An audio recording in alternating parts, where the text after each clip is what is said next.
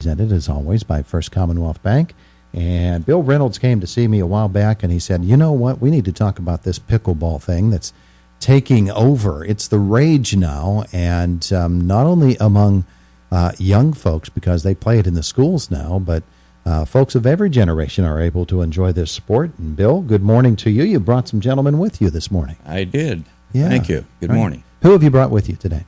I have Pothen Varughese, who is the USAPA ambassador for Indiana, and Tom Terebus, another member of our club, the Indiana Area Pickleball Club, and he was one of our key members of the fundraising committee. Absolutely. Well, there's a brand new facility for playing pickleball here in the area. It's in White Township, and the township got together with you folks and made it happen. How about that? Yes, it was a long process, but it was certainly worth the effort. Absolutely. So tell folks where it is and how they can get involved in pickleball.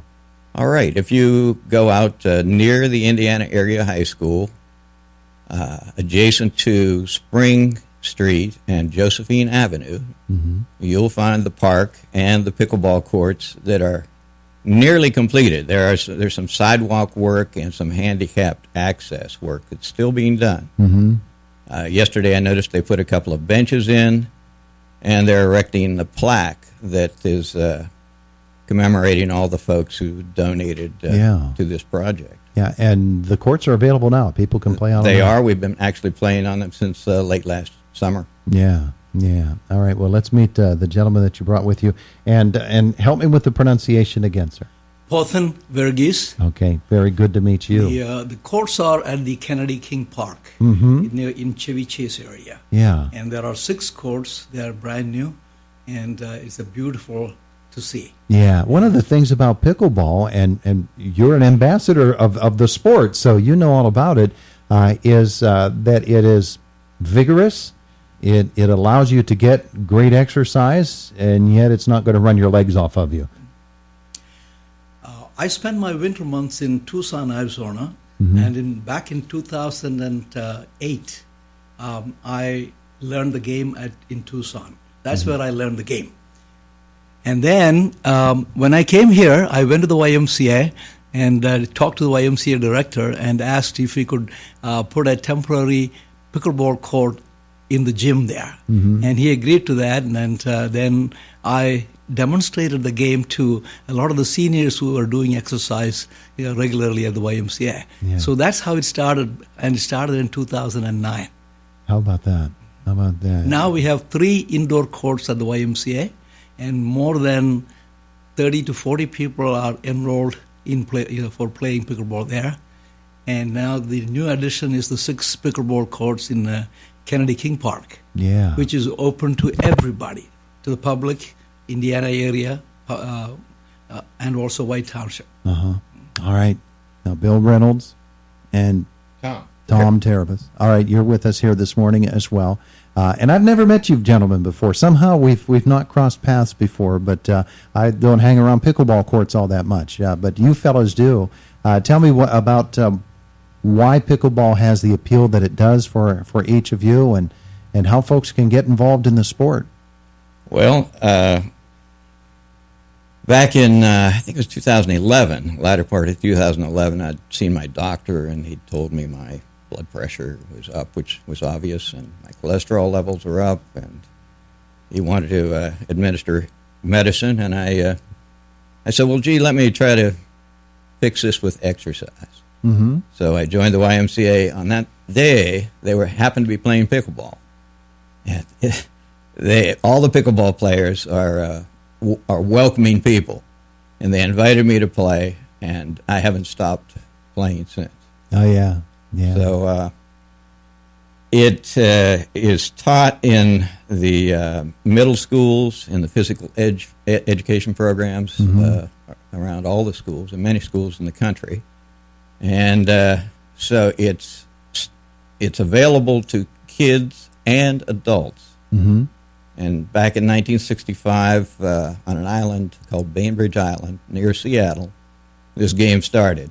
And it was started by 4 families that were bored and they needed something to do and they couldn't find a complete set of anything.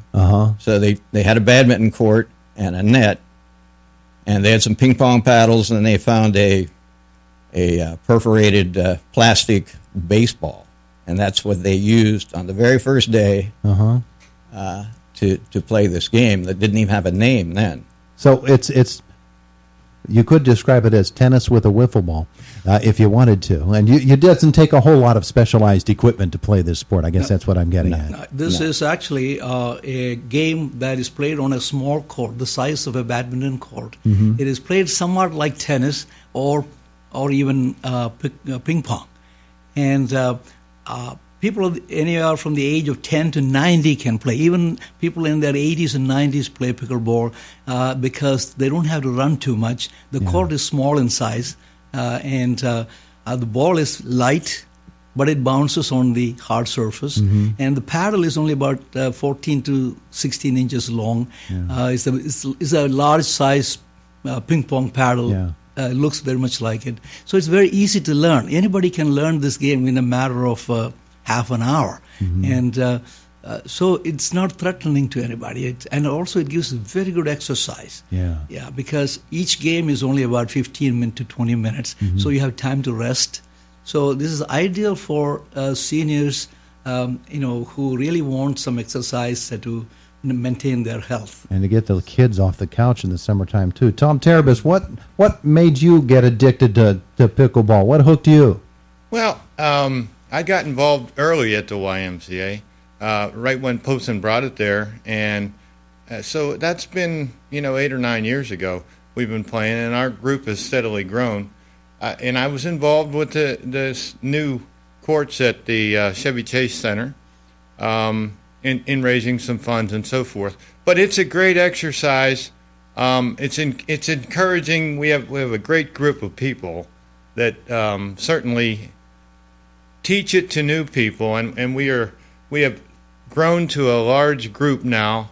There's new people coming to Chevy Chase, and every day we got locals coming, and we try to teach it to everybody. And it's such a friendly group. I don't know, and it's exciting to be there. It's great games, great exercise, and lots of fun. Oh, absolutely. And how about White Township stepping up as well? White Township really did a good thing here, didn't they? Actually, back in 2012, Bill and I approached the White Township supervisors, and we had a meeting with them, Mr. Larry Garner, late Larry Garner, and also Milton Lady and Ryan Schaefer. And we presented a proposal to convert the old, unused tennis courts at Kennedy King Park and convert that into pickleball courts. So we actually introduced them to the game and explained it to them. And they liked the idea, but they wanted support from the community.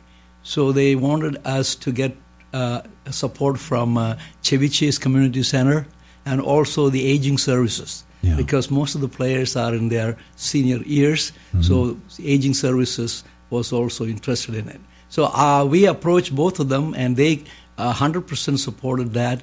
And they wrote letters to the White Township supervisors, and that's how it started. And then that year in 2012, we helped them write a grant proposal, to the Pennsylvania Recreation Area Department.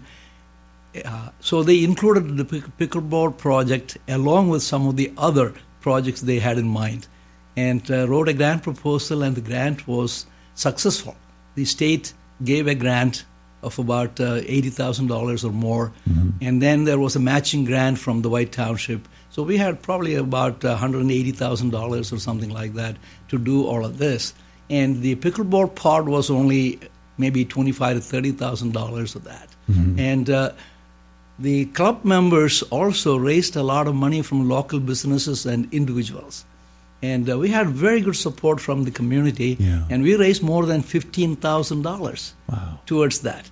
So that money went to the White Township Recreation Department, and that was also used for completing the construction, of the pickleball courts. Just a couple of moments left with our gentlemen who have come I in want here to add celebrate that pickleball. women also play this game. We have a number of women on our in our group. Absolutely, yeah. So it's not only for men; it's for men and women of any age group, anywhere from 10 to 12 to their 80s. Absolutely, absolutely. Bill Reynolds, somebody wants to get involved with the pickleball club or just learn about the game. What do they need to do? Well, this Thursday evening at 7 o'clock, we'll have members of the club playing at the pickleball courts at Kennedy King Park, and everyone is welcome to come, wear something comfortable, a good pair of tennis shoes, and bring water.